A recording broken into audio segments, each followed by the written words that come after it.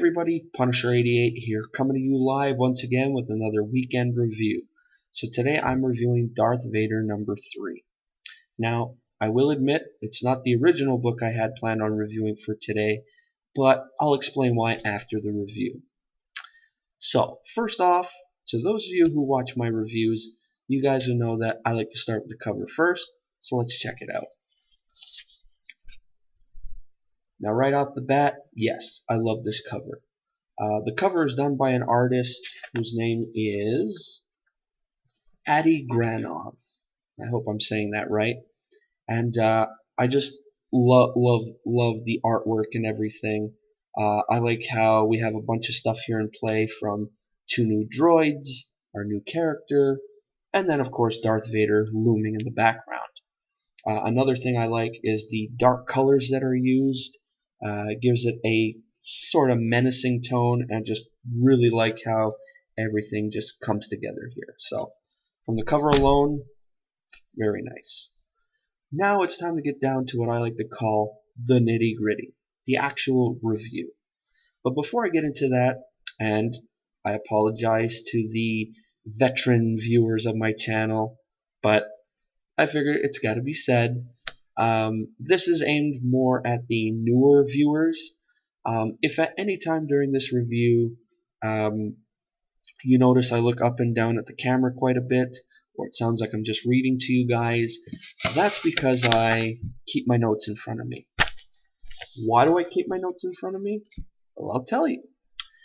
First off, I find with the notes in front of me, or just with the notes period, it makes the review flow a lot smoother compared to my very first reviews, where I had no notes and I was winging it all the time.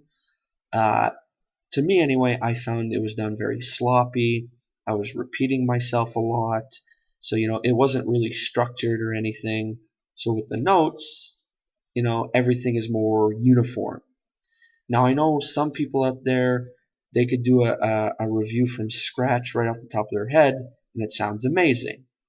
Kudos to you guys. But to me, I find the notes help. Second reason, with the notes, if I get stuck, I can backtrack to where, to let's say the last sentence I said, I'd be like, oh yeah, I was right there, and then keep going. And third, I was never good at, memorizing text and whatnot. So with the notes, it's basically to help me. So if you guys are cool with that, awesome. We'll get through this review and we'll be on our merry way. Sound good? Awesome. So I'm going to give you guys the good, the bad, and then the overall verdict. So first off, the good. I gotta say, give these new Marvel Star Wars comics all the credit in the world. It may sound like a tall order, but just hear me out. They're coming up with new characters that fit snugly into one of the most established universes seamlessly. We've already caught our first glimpse of a new Wookiee bounty hunter, and now we get a wild archaeologist and her unusual droids. This issue opens not on the Dark Lord of the Sith, but said archaeologist, by the name of Dr. Aphra, as she makes her way past her own Temple of Ill Omen to procure a piece of equipment that will change everything for a couple of droids in her possession. Now, after some terrific banter and the usual amazing action that this series has gotten used to, she finds herself in the employ of Vader. Now, Kieron Gillen injects this new character with so much personality that it feels like she's a known quantity within a few pages. And that's meant to be a compliment. Not because she's terribly predictable, but because she's so fleshed out already. Everything she does comes off as extremely organic and real. It's also interesting being introduced to a character who, if she were in one of the old Knights of the Old Republic games, though possessing no Force powers, would clearly be dark side aligned. But unlike so many other dark side characters from the main Star Wars tales, she's not a maniacal monster. She's simply out for her own benefit, and with an uncaring, cavalier attitude about others, she's a character that desperately needs her own spin-off. Now, Salvador Larroca's line work in this issue is great, and with an issue like this, it really, really needs to be. From the fantastic trap-dodging opening to Vader's simple, direct combat, and the wandering, fascinating dialogue aboard Afra's ship. LaRocca blocks, plans, and paces everything with a wonderful skill, and Gillen smartly lets the visuals tell the story when the action needs to get frantic, letting the reader's eye scan the page at the speed that the action occurs. And before I continue, I want to say I apologize for making so many hand movements, but I feel comfortable doing that. Sorry. Edgar Delgado's colors are more staid and subdued in this issue. In stark contrast, the harsh lighting of both Imperial ships and the planet of Tatooine, but it works well to give the issue a more mellow, though often threatening tone, and it just works so well. Now for the bad.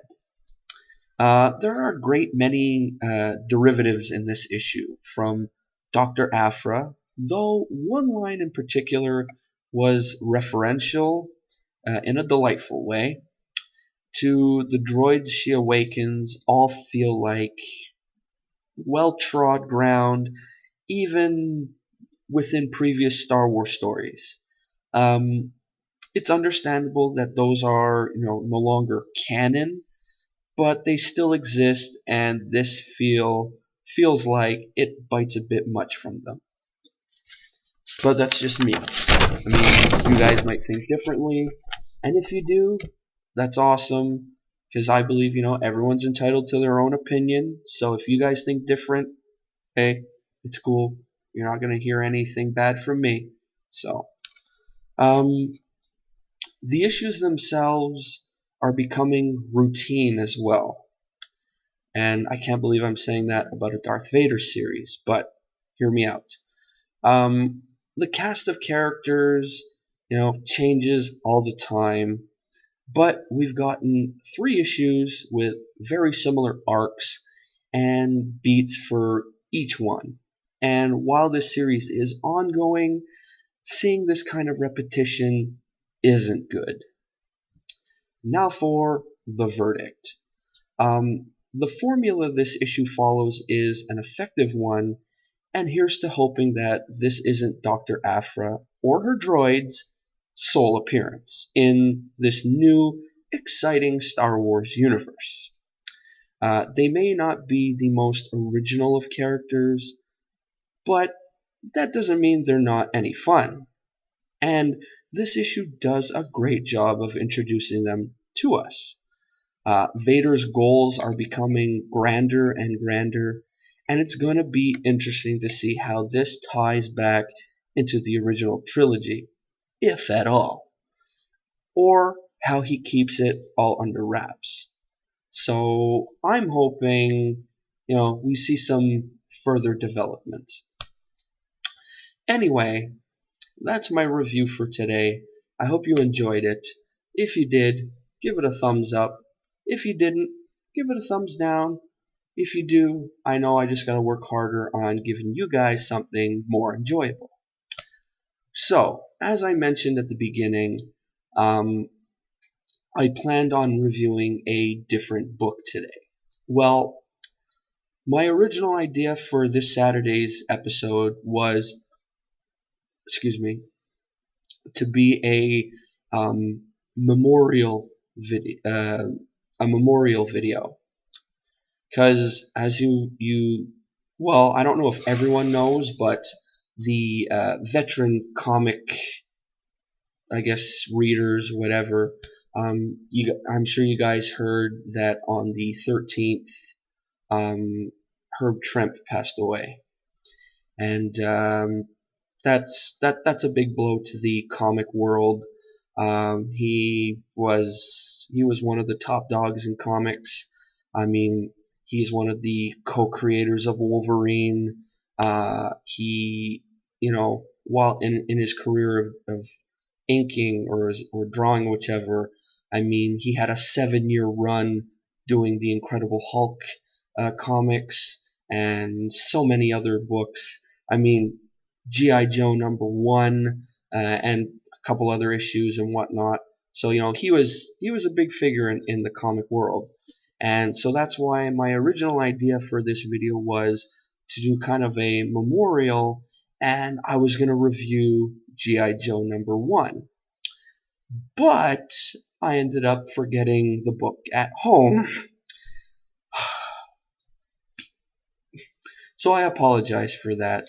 But so that's why I keep a stack of books here at work, to read here and there. And so that's why I decided I was just going to take the first book off the top of the pile. And for this instance, it happened to be Darth Vader #3. So, I didn't want to leave you guys hanging without a video this weekend. So I always want to try and keep, consistent with my videos. I know in the past, I'd miss a Saturday here and there, and I was like, whatever. But I'm like, nope, I gotta do this. It's a commitment. So that's why you guys got what you got today, and I hope you guys are okay with that and everything. So yeah. So again, if you enjoyed this, thumbs up, not thumbs down.